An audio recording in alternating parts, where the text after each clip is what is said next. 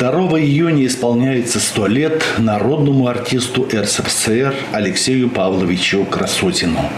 Алексей Павлович родился в Ярославской области в семье священника. В 1939 году он призван в армию. В 1943 году он ушел на фронт в истребительский авиаполк автомехаником. С достоинством и честью прошел войну и вернулся домой со множеством наград. Он награжден орденом Красной Звезды и Отечественной войны второй степени, медалями. На фронте Алексей Красотин поставил свой первый спектакль «Сырая землянка». Актеры-сослуживцы, аплодисменты. Это был успех.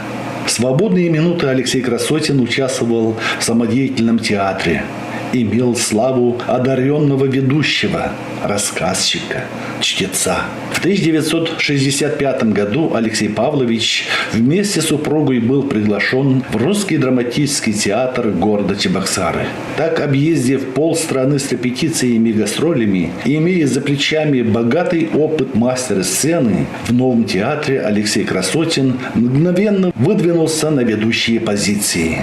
Алексей Павлович оставил сцену в 1995 году, но по сей день живо интересуется жизнью театра.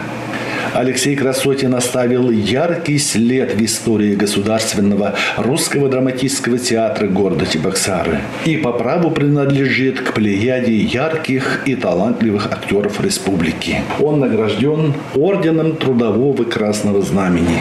Его имя занесено в почетную книгу трудовой славы и героизма Чувашской АССР. Дорогой наш, многоуважаемый, почтеннейший Алексей Павлович, Союз театральных деятелей Чувашской Республики искренне поздравляет вас со 100-летним юбилеем.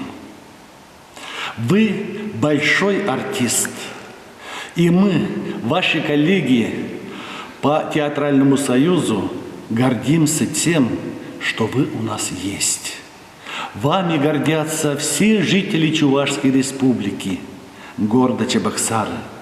И именно здесь, в Русском драматическом театре, вы прослужили 30 лет и создали замечательные театральные образы, которые запомнили люди.